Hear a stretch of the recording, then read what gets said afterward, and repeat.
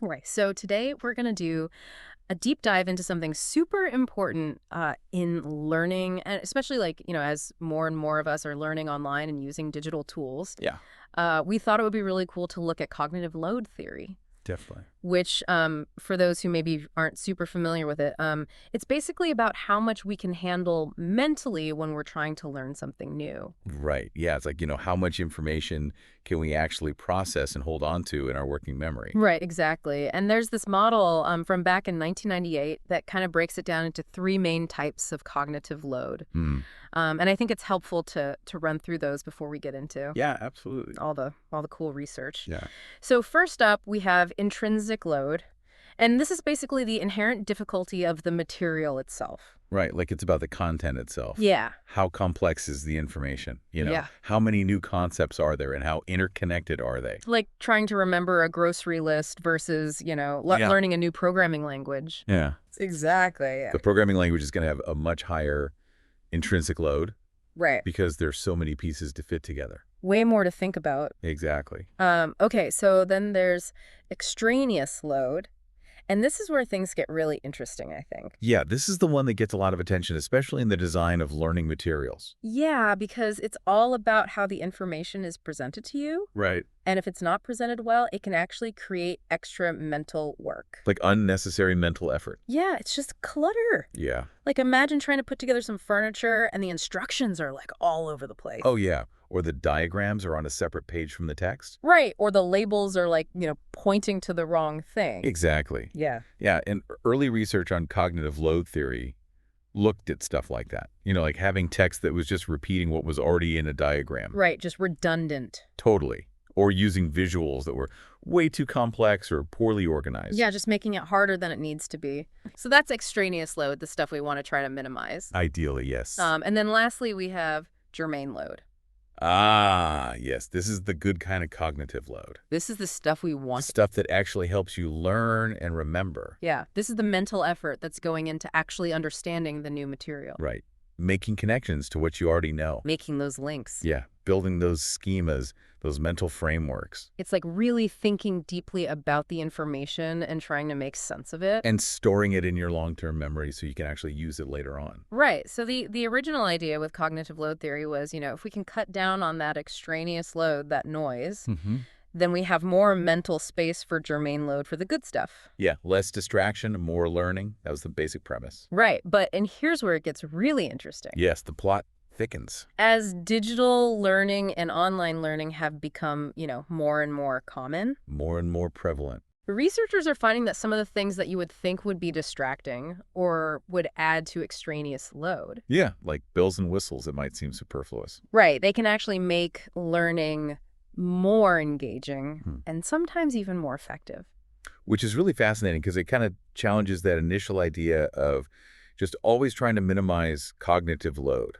Yeah, it's like saying maybe a little bit of extra load isn't always a bad thing. Right. Maybe it can actually be beneficial in certain circumstances. So that's what we're going to dive into today. All these sort of surprising findings about things like, interactive elements in online learning. Yes. Interactivity. The feeling of immersion, especially with VR. This whole concept of disfluency. Making things a little bit harder to process. Right, and the role of realism in visual materials and even emotional design. There's so many interesting avenues to explore. Yeah, so much to unpack. So let's start with interactive learning media. Okay, so first things first, let's define what we mean by interactive learning media. Okay, so for me, I think of online learning experiences where you're not just sitting there passively, Right, you're not just a spectator. You're actually doing stuff, and the system is responding to what you're doing. Like a two-way street. Yeah, like simulations where you can change different variables and see what happens. The simulations are a great example. Or interactive presentations where you can click on different elements to learn more. Or drag and drop things, reorder things. Right. It's about having that back and forth, that control. That sense of agency.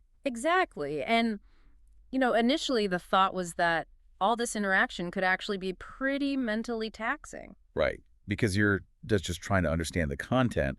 You're also having to figure out how to use the interactive elements. Right. It's like a whole extra layer of stuff to process. And that could potentially lead to cognitive overload. Right. So some early studies did find that even simple forms of interactivity, Like just clicking to reveal something or moving an object on the screen. Yeah, it could actually increase extraneous load. and sometimes even lead to worse learning outcomes. Which makes sense if you think about it. It's like the effort of interacting is taking away from the effort of actually learning. But then other research started showing that a moderate level of interactivity could actually be beneficial. So not too much, not too little, just right. Right, like Goldilocks and the cognitive load. And what's interesting is that the effectiveness of interactivity seems to really depend on how closely it's tied to the learning goals. Yeah, if the interaction is just there for fun, it's probably not going to do much for learning. It's just a gimmick. Right, but if it's essential for understanding the concept, then it can be really powerful. Like if you're manipulating a virtual model to see how different parts work together. Exactly. Yeah, then the interaction is actually helping you to learn. This also makes me think of the idea of embodied cognition. Oh, yeah, that's a fascinating area. The idea that our bodies and our physical movements can actually play a role in how we think and learn. Right, it's not just about our brains in isolation. So even those simple on-screen interactions could be tapping into that in some way. Potentially, yeah, Yeah. by making us more actively involved in the learning process. And there's also the idea that if something is more interactive, it's probably more engaging. Right, more interesting, more fun. And you would think that increased engagement would lead to better learning, right? It seems intuitive. But it's not always that straightforward. Research has shown that while interactivity can definitely increase interest, that interest doesn't always translate directly into better learning outcomes. So it's not a guarantee. Right, and some studies have actually found that a medium level of interactivity tends to be the most beneficial. Interesting. So it's like there's a sweet spot. Exactly. Too little interactivity, and it might be boring too much, and it might be overwhelming. So how do we find that sweet spot when we're designing interactive learning experiences? Well, one promising approach is to try to leverage what's known as biologically primary knowledge. Biologically primary knowledge. Yeah, it's basically the stuff that we're naturally good at as humans. Like what? Like recognizing faces or understanding basic spatial relationships. Okay. Things that are kind of hardwired into our brains. Got it.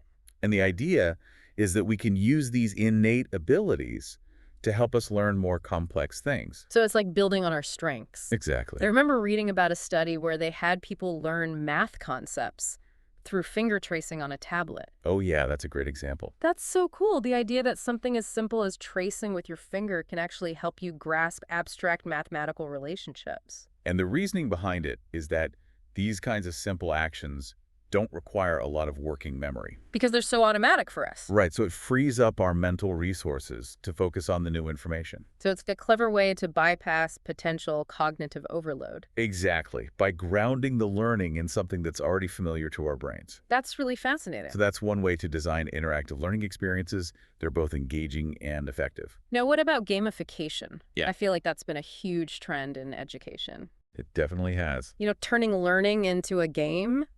Serious games, they're often called. Serious games. What does cognitive load theory have to say about all that? Well, research has shown that serious games can be really effective at increasing enjoyment and motivation. Okay, so people generally like them more than traditional learning methods. Yeah, they tend to find them more engaging. But does that translate into better learning? That's the million-dollar question, isn't it? Right, because something can be fun, but not necessarily educational. Exactly, and that's what some studies have found. Really? Yeah, there was one study that found that when a serious game had very specific learning goals embedded in it, Okay.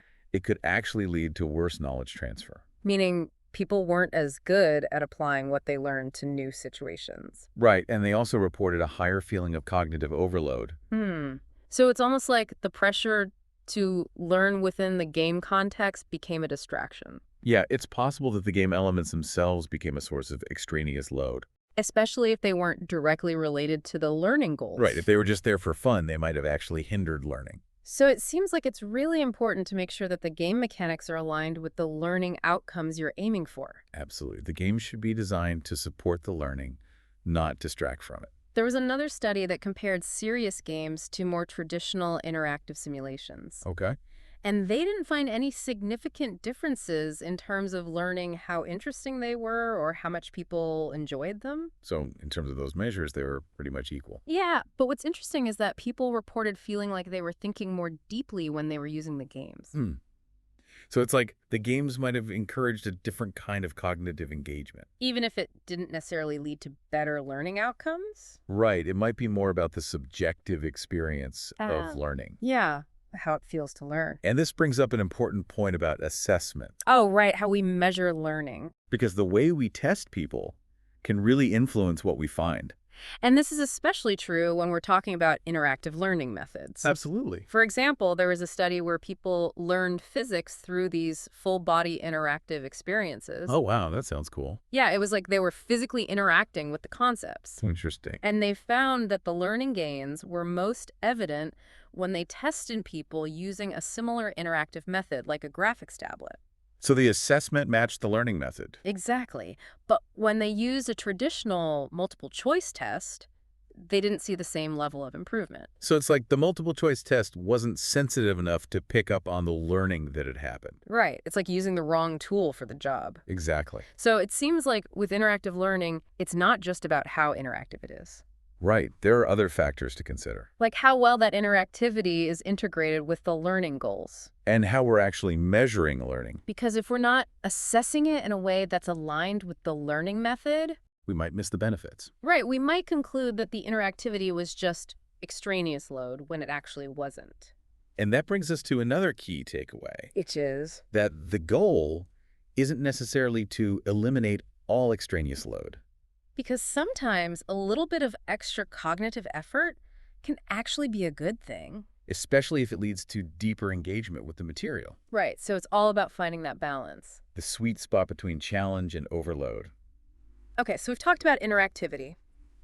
Let's move on to immersion. Yes, immersion, especially in the context of virtual reality. Right. VR is like the ultimate immersive experience. It can really feel like you're transported to another world. So when we talk about immersion in VR, we're talking about that feeling of presence. Right, like you're actually there in the environment. You forget about your physical surroundings. You're completely absorbed in the experience. And you would think that this kind of immersion would be amazing for learning, right? It seems like it would be incredibly powerful. Like you're learning by doing, you're experiencing things firsthand.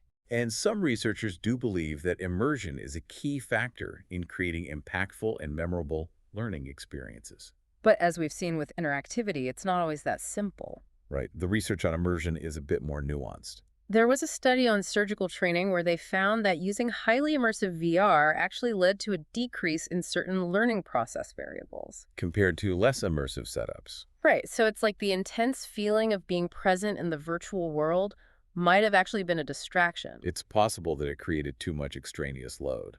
Like the brain was so busy processing the immersive experience that it had less capacity for learning. But what's interesting is that while immersive VR might not always lead to better retention, Meaning how much you remember. some studies have shown that it can significantly improve transfer, Transfer meaning. your ability to apply what you've learned to new situations. Oh, okay. And it can also boost enjoyment and motivation. So it seems like the benefits of immersion might be very specific to the type of task. Right? It might be more effective for certain types of learning than others. Like maybe it's particularly helpful for learning complex behavioral routines. Things that you need to be able to perform in different contexts. Because the immersion helps you to really internalize those routines. Exactly. And this pattern kind of challenges traditional cognitive load theory. How so? Well, because it suggests that increased cognitive load doesn't always lead to worse learning outcomes. Right, we're seeing that sometimes it can actually lead to better transfer and motivation. And that's not something that's easily explained by the traditional view of extraneous load. So it's like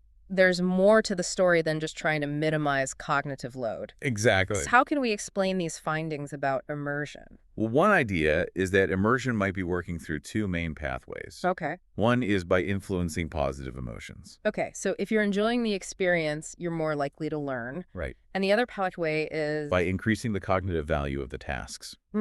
What does that mean?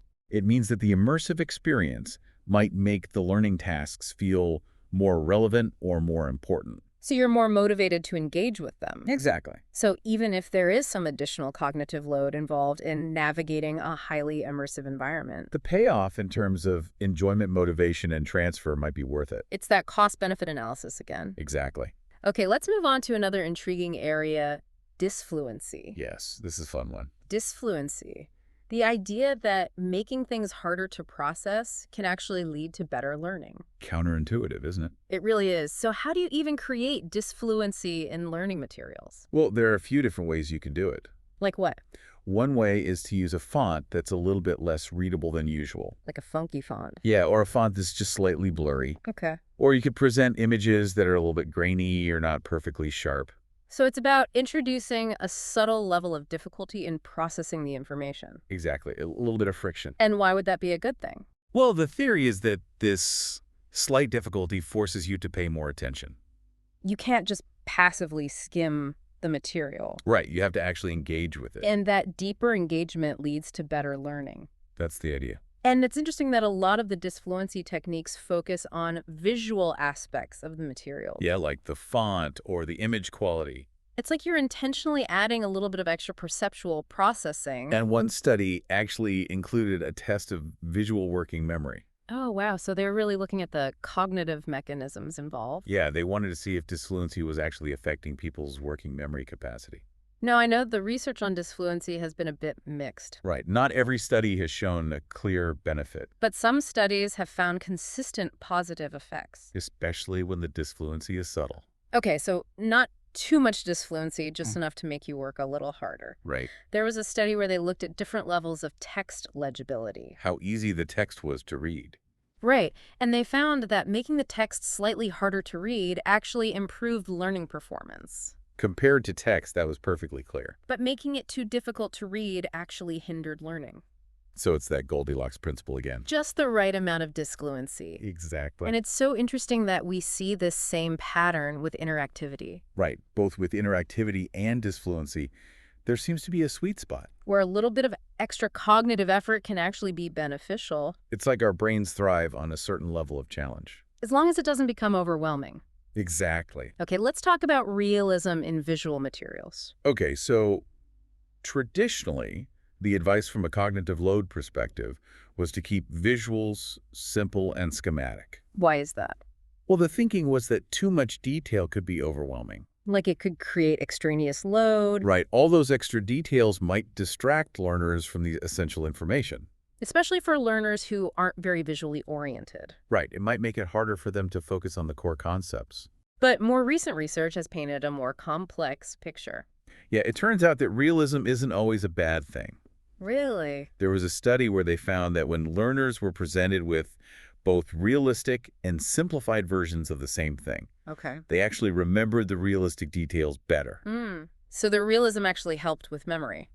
But they also found that very high levels of realistic detail could increase people's subjective ratings of cognitive load. So it's like there's a trade-off. Right. More realism might lead to better memory, but it also might require more mental effort.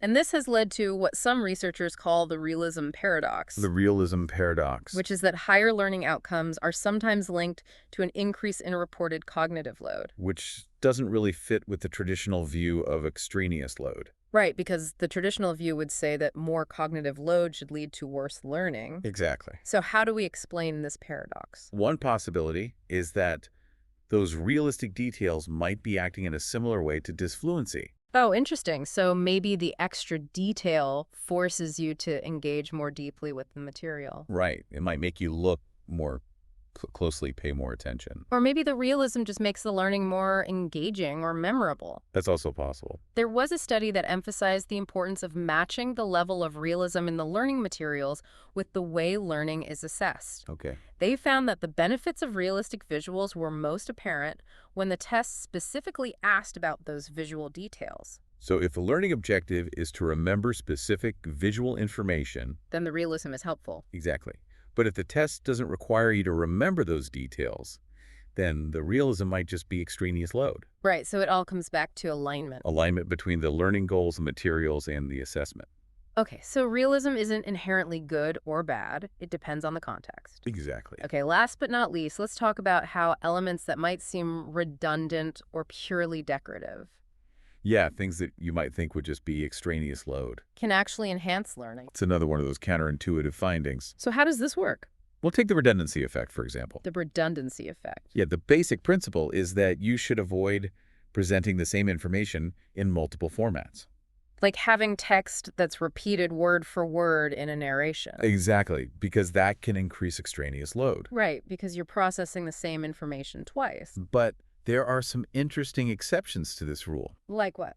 Well, one study found that subtly displaying a few keywords on the screen while the same text was being spoken aloud could actually enhance learning. So it's like a little visual reinforcement. Right, and the idea is that this small visual cue doesn't overload the learner. But it does help them to focus on the key information. Exactly. And there was another study that showed that presenting a shorter version of text alongside a full audio narration Okay. led to better recall than having the exact same text both visually and audibly. Interesting. So it's like the slight difference between the two formats. Forces you to make connections. Right, you have to work a little bit harder to integrate the information. And that extra effort leads to better memory. And it's worth noting that these subtle redundancies seem to have a bigger impact on memory for details. Than on the ability to apply the knowledge. So it might be more about rote memorization than deep understanding. Okay, now let's talk about emotional design. Ah, yes, emotional design. This is about using design elements that evoke positive emotions. Right. Things like appealing colors, friendly faces, To make the learning experience more enjoyable. and the goal is to increase cognitive engagement. So does it work? Well, meta-analysis of studies found that emotional design can lead to a whole range of benefits, Like what? like better retention, transfer comprehension, and motivation. Wow. And it can even make learners perceive the material as less difficult. That's amazing. So it's like you're making learning more enjoyable and more effective at the same time. Exactly. I remember reading about a study where they were teaching people about the immune system, Okay. and they used colors and anthropomorphism. So they gave the cells human-like characteristics. Right, like they made them into cartoon characters. And they found that this actually helped people to understand and apply the information better. That's so cool. So it's like by making the cells more relatable. Right. More engaged with it. People were able to learn more effectively. But there's some debate about whether these emotional design elements actually deplete cognitive resources, So some people think they add to extraneous load. while others argue that they don't. And the findings that emotional design can actually improve learning seem to contradict the idea that it's just extraneous load. Right, because if it was just extraneous load, it should hinder learning, not help it. So it's like we're willing to spend a little bit of our cognitive capacity on these seemingly irrelevant elements. If it means that we'll learn better in the long run. This also reminds me of the debate about whether to use illustrations or embellishments in learning materials. Yeah, that's a classic one. Traditional cognitive load theory would say that these are just seductive details. Distractions that take away from the main content. But then you have studies like the one with the monster chart, The monster chart. where they found that this embellished chart with emotional cues It's like a chart with little monsters on it, actually led to better long-term recall. compared to a plain chart. And people even said that the monster chart was easier to remember and more enjoyable. So it's like the embellishments actually helped with learning.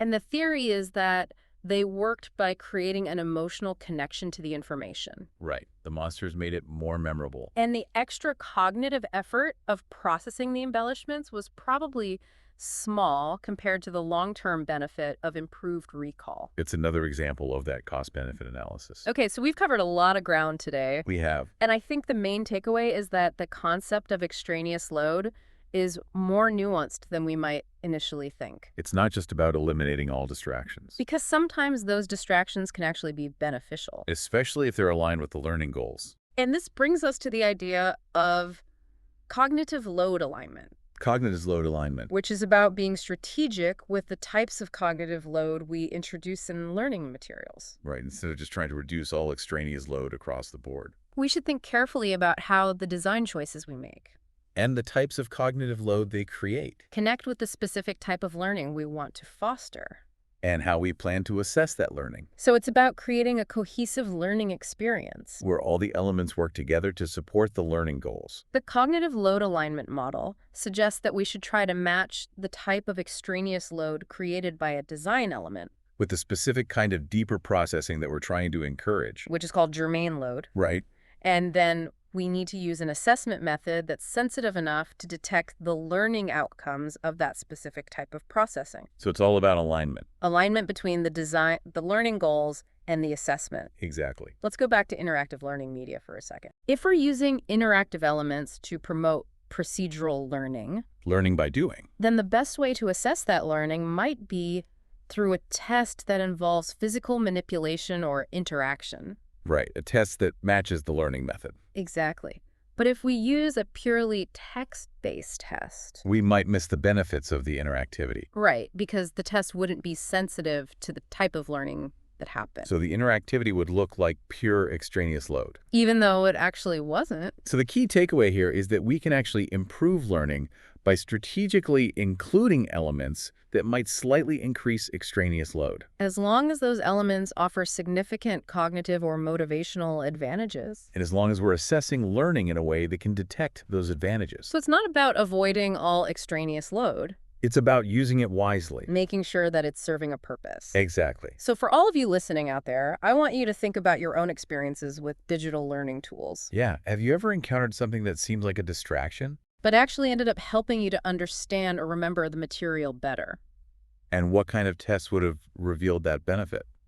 It's clear that cognitive load theory is still evolving. Especially as we learn more about how people learn in digital environments. So keep exploring, keep experimenting, and keep challenging your assumptions about what makes for effective learning. And thanks for joining us on this deep dive. Thanks for listening. See you next time.